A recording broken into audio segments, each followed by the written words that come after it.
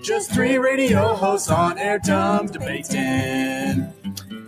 It is Dumb Debates. We have reached that time of week on Wednesday where you get to take over the grum by sending us your questions, your quandaries, the things that you have argued with and probably started fights with over the dinner table or over the water cooler. Not that people really do things over the water cooler anymore. It's probably more online because now people just sign up anonymously on Twitter, X, or some other social media platform and then go after each other. Wherever you find these dumb debates, bring them to us and we'll debate them openly with no anonymous names. You can see us, you can hear us, you know who it's talking, you know who's talking about it. You know, these are the healthy kind of debates, the dumb debate. You know, we have a water cooler here, John. I bet water cooler debates still happen. The only debate that happens over our water cooler is when someone fails to replace the water cooler with another fresh jug. Otherwise, I don't see conversations actually happening over the water cooler. We should bring it back. Make water coolers conversation again. I guess we could.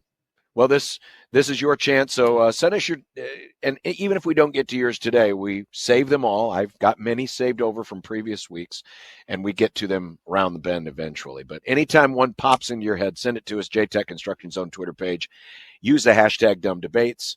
That's at USC1620 is our Twitter handle, or you can send it to us in the Equitable Bank inbox, John at 1620thezone.com. At Equitable, we take banking personally, answer the phone on the first ring. As you may have noticed, Josh has not been here today because he is one of the 90-some-odd thousand people who have lost power today. He was also stuck and couldn't get here. Of course, he brought this on himself for cursing us with this damned weather in the first place. Never talk about weather on the radio. I learned that in college. I got my ass chewed in college whenever I talk about weather on the radio. Unless you have an AMS seal of approval or you are a trained professional, do not talk about weather on the radio because you're just going to make it worse for the rest of us. True. All right, so let's get to some of the dumb debates this week. I'm going to go with this one because it is very timely, and it has to do with the NCAA tournament. Oh, fun. So the first weekend of the NCAA tournament, games start around 11 a.m. Central Time. 11:15 Central to be specific, featuring your Creighton Blue Jays right here on 1620 The Zone. The last game ends around midnight. Would you rather live in Hawaii and have the game start at 6 a.m. and end around 7 p.m., or live in Bermuda when the games start at 1 p.m. but don't end until 2 a.m.? Now, I can speak from experience. I have been, thanks to Creighton basketball, to both of these places and have experienced watching sports, sports here in the contiguous 48, outside of the contiguous 48.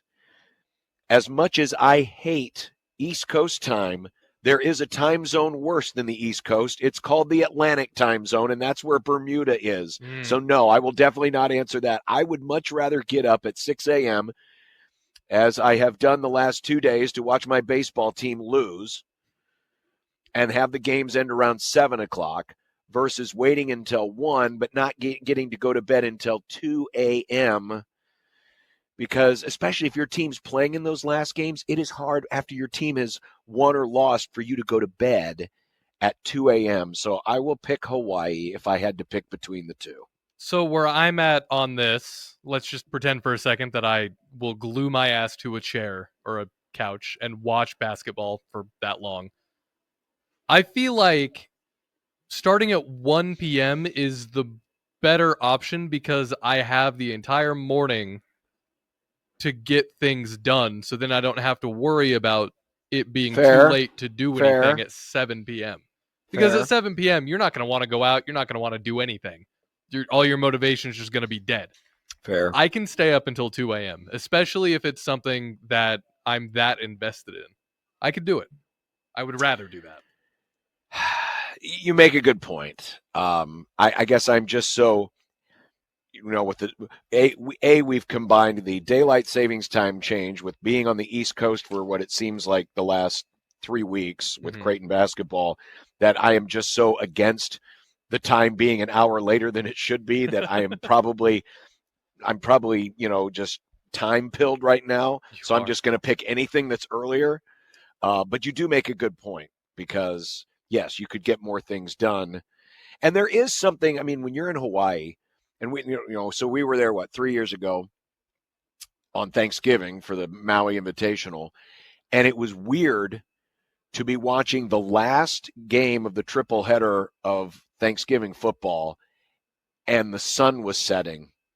Actually, the sun hadn't even set yet in Hawaii. Mm-hmm. And so you still had 3-4 hours of evening, and all the football was gone. Well, So it was kind of depressing. It was weird enough when we were in Vegas this last time and we were watching football and it started at 10 a.m.? Yeah. I hated that. Yeah. Appreciate it, Doug. Thanks for the email. Plus, here is, go ahead. Well, if you do start it at 1 p.m., you can get some of the honey-do list knocked out so your partner doesn't get mad at you for just sitting on your ass all day, not doing anything. You buy a little goodwill with that time slot, too. Yeah, you do. Let's see. Husker Fan for Life always gives us some interesting dumb debates. Here is his. Okay.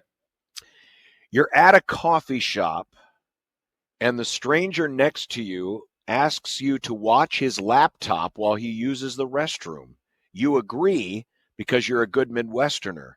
But, oh, no, he's been gone for over 10 minutes, and you need to leave. Oh. It's now over 15 minutes, and you need to go now, and he has still not returned. What is the longest amount of time you are obligated to watch this person's laptop?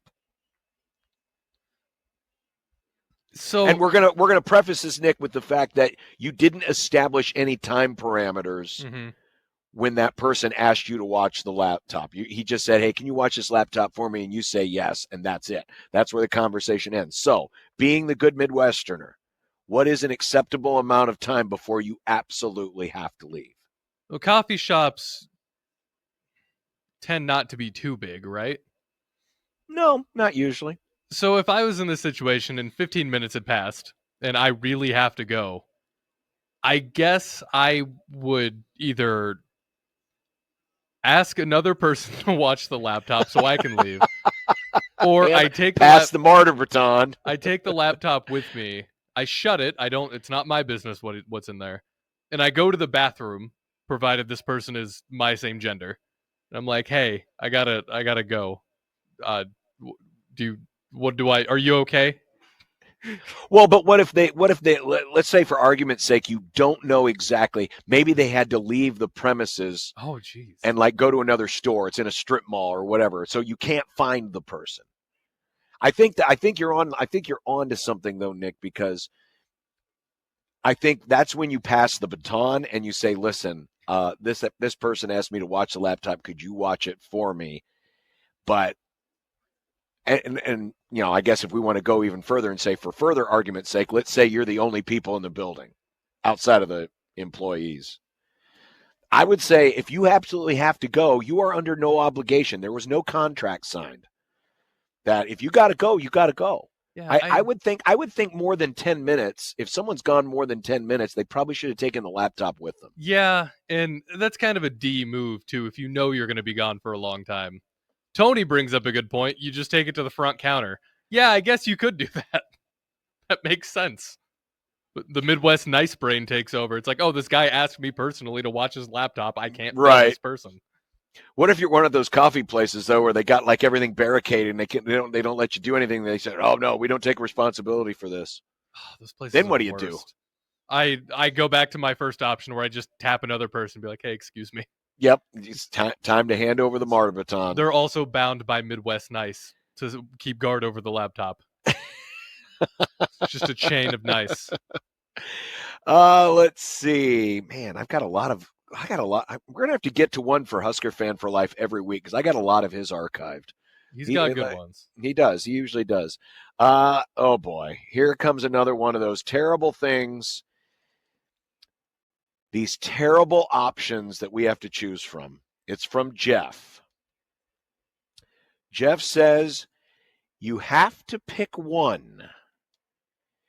Eat the hair from a stranger's drain trap or flatten puppies with a steamroller. What? Okay, John, on my way into the office this morning, I was out there on Capitol, and there was, there's slush everywhere, and there was a bird in the middle of the road that, was trying to fly but couldn't because it's slush Right. and birds aren't Yeah. built for that.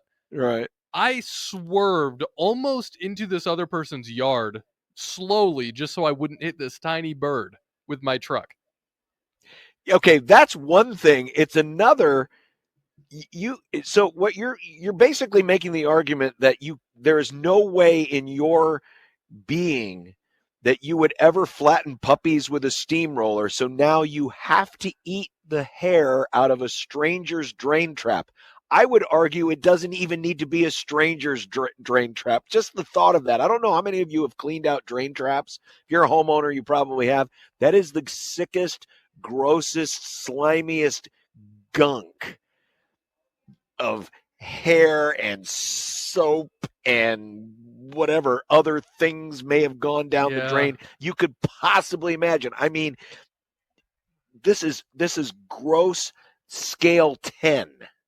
And I also, one of my least favorite things in the world is anything in a drain trap. I hate that. It is so much. I get grossed out just cleaning the dang thing. The thought of eating the substance from it. I get grossed out by wet hair that's not in the drain trap. I get grossed out by wet hair that's just in the shower. I hate that. But I don't want to flatten. Why are our listeners so disgusting? Why are our listeners always put us in these moral quandaries where there is no winner? Theo says this is a serial killer question. It is, Theo. You're right. This is a horrible question. This is a terrible question. But the good news is I can throw up if I eat the drain trap thing. I can't take back flattening puppies. Once they're flat, they're flat. What if they were really bad puppies? John, it's a puppy. It has no control. I mean, it could be. It could be a bad puppy. I mean, there's a. What's a bad puppy? Tell me describe a bad puppy. What if you convinced yourself? What if you convinced yourself? That's the Mr. That you were H running of puppies. over the Mr. H of puppies. What if you convinced yourself of that? Could you work your mind into such a place where you would drive a steamroller over this poor innocent dog, thinking if you had warped your brain enough to say, no, maybe this was the Mr. H of puppies and I just prevented terrible things from happening in the future because I've ended this puppy's life. I'm not pro doggy genocide, that's for sure. Jeff, if this were me pre-dog owner, I would have easily answered B, but I can't bring myself to it. Hey, Daddy's home. Lick, lick, lick. I would probably have to take the disgusting notion of eating some hair out of a stranger's drain trap. I don't like that. I don't like that at all, Jeff. Why do our listeners keep doing this to us? Let's see. Here's one from Baymon. All movies have lost the normal English. Okay. So now you have only two options. You can watch them either with badly dubbed English, where the words and the actors are not in sync. So we're thinking like, badly dubbed, kung fu movies or when Godzilla you watch movies, Godzilla, even though which you was don't perfectly have to. dubbed and it was great. Or you have to watch the films with subtitles but no voices. So you're just reading it, but there's no. So it's not like you're hearing the French or the English or whatever language it is. It's basically a silent movie. The reason I like watching subtitled movies in foreign languages is because you can get a better sense of what the expression in the vocalizations are that the dub might not pick up on or portray the right way. But if it's silent, then there's no point to that. So I'm just going to suffer through the bad dub.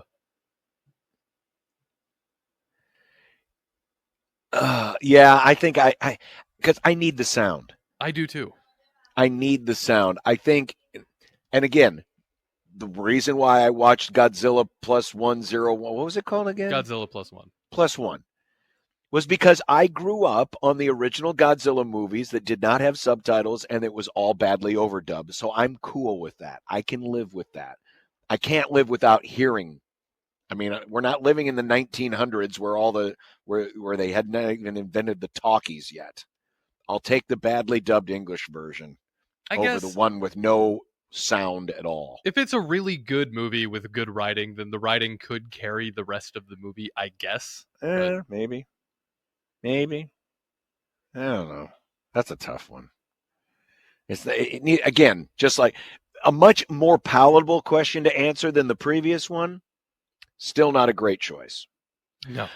Let's see. Do you have one, or do you have one? We have one more here. We have time for one more. We have time for one more. Let us. I'm looking here. Hang on. I want to get to one of the ones that we haven't used recently.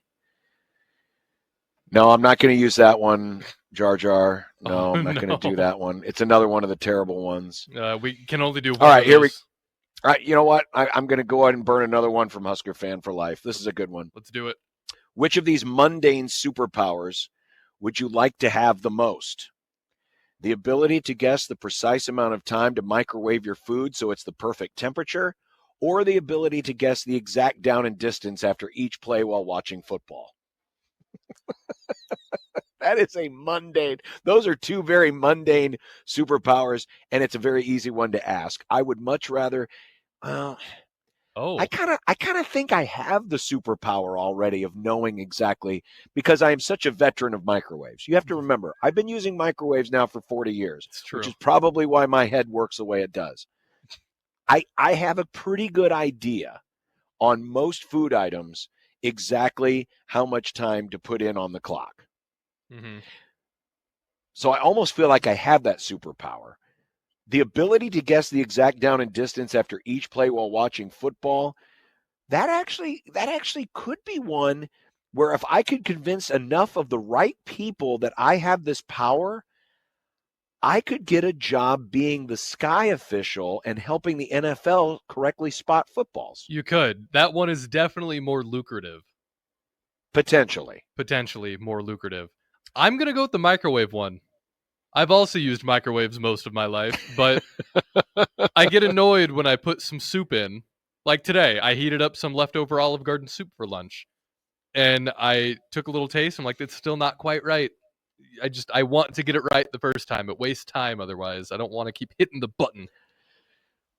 When you reheat things, do you just hit the same number, or do you set it for, like, for example, like if I'm reheating something, sometimes I'll just put in 111. Oh, because it's just easier to hit that number instead of moving my finger just one spot up or down or to the right or to the left.